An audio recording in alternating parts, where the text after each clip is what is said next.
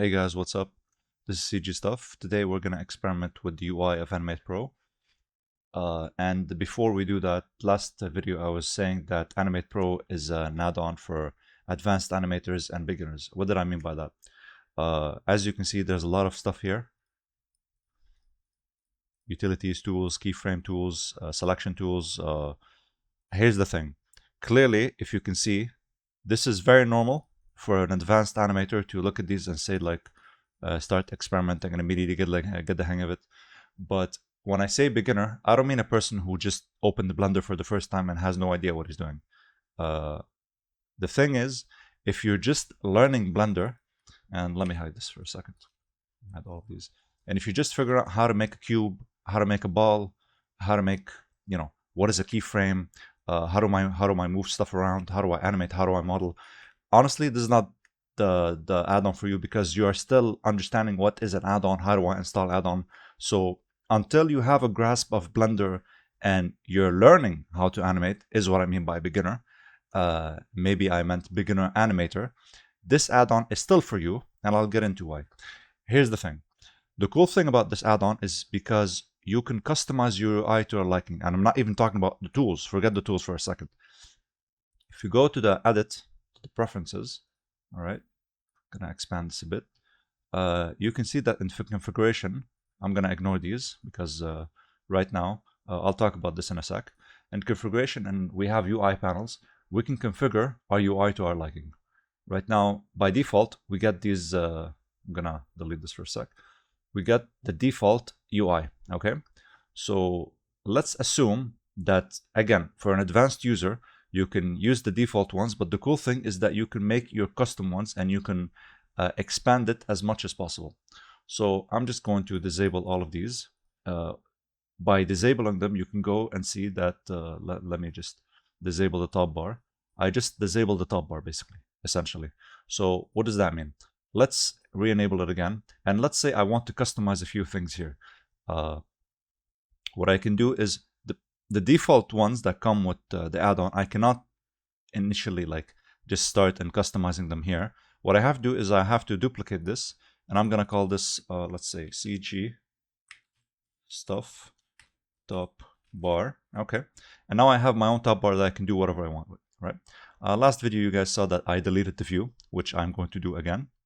Anything related to the view I am deleting. Okay, and I'm gonna delete some other stuff. And as you can see right now, it is updating in real time. Okay, so yeah, okay, cool. So now I have this top bar that is tailored to my needs, right? I can also add stuff. So what I'm gonna do is I'm going to, let's say, add a section over here.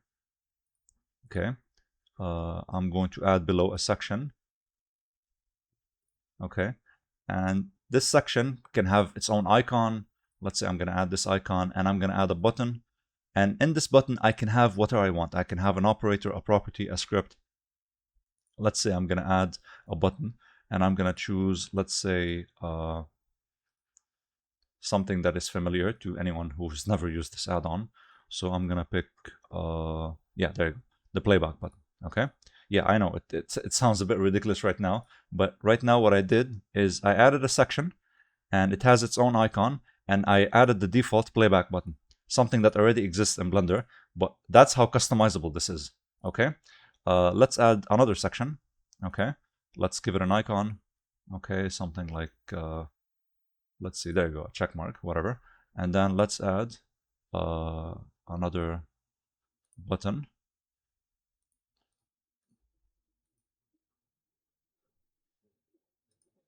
Okay, and add, you know what, here's the thing. Let's add a custom script. All right, and here we're gonna add the scripts. So I'm gonna add the script 1, script 2, whatever. I'm gonna change the icon to cube, I don't know, shield. All right, and here's the thing. Before you see this, right now it says none. You need to pick a directory for your scripts. So I already have a few scripts, so I'm just gonna have add cube, test py, whatever. The content is irrelevant because you might potentially have a specific script that does specific thing, whether it's animation, add cube, doesn't really matter. The test one is empty, but the add cube is just add a cube. It's very simple. So yeah, so we can also add text to them. So maybe cube, maybe test. All right. And over here, you can see that there's a new section that has a cube, and it adds a cube. All right. The other one doesn't do anything, but you can already imagine what stuff you have. So if you have kind of like Animbot, where if you have specific scripts and you want to add them to the top bar, or in Maya in this situation, up there, I forgot what it's called, the shelf. Yeah, there you go. You can have that.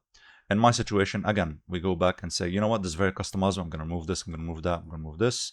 And yeah, we're back here. And you know what? Maybe I say, I don't want any of this. I'm just going to have a very beginner-friendly top bar where it just has the selection tools, because the selection tools are very powerful even for beginners. So I'm just going to remove this. I'm going to duplicate this. Going to say begin top, whatever. And I just want to keep this, the selection one. So I don't want the view one. So let's just go here. I'm going to delete this. I'm gonna delete this, gonna delete this. So the only one I want is this one, okay? So I'm gonna remove this, this. You keep removing until, you know,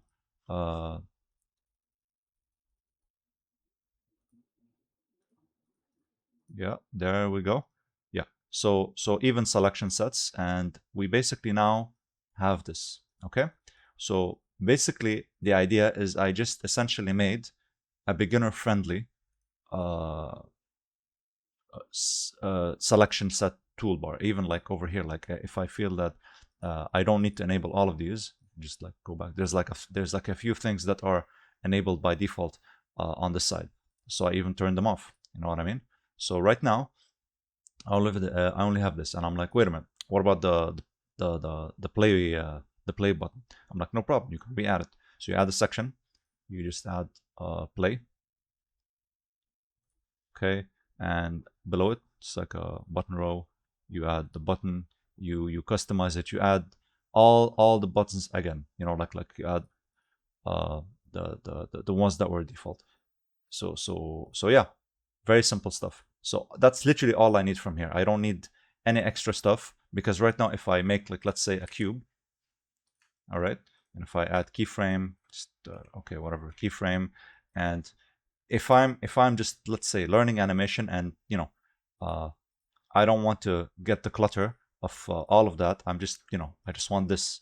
Yeah, these are the things that I want to stick to as I'm getting used to, let's say, the graph editor. You know what I mean? So yeah, this is how powerful it is to do. And here's the thing. Let me just explain a bit these. By default, all of these are disabled. So I would recommend to enable this. I would recommend to read all of them and to go through all of them. But here's the thing. The ones that, this is basically the sculpting tool. It's just a shortcut.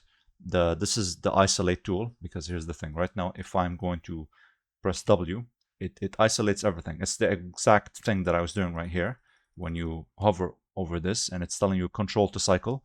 So, but right now, if you just hold W, you're isolating only this curve. That's very awesome. This is the sculpt tool, but we don't need to get into tools right now. But the idea is, like, by pressing W, you're basically entering a shortcut of one of the tools up here. I've hidden it right now, but let me just show you. If I go here,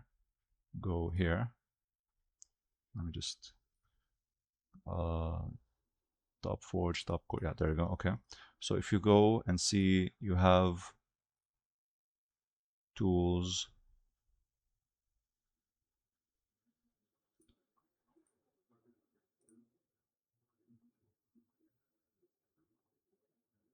Oh, right.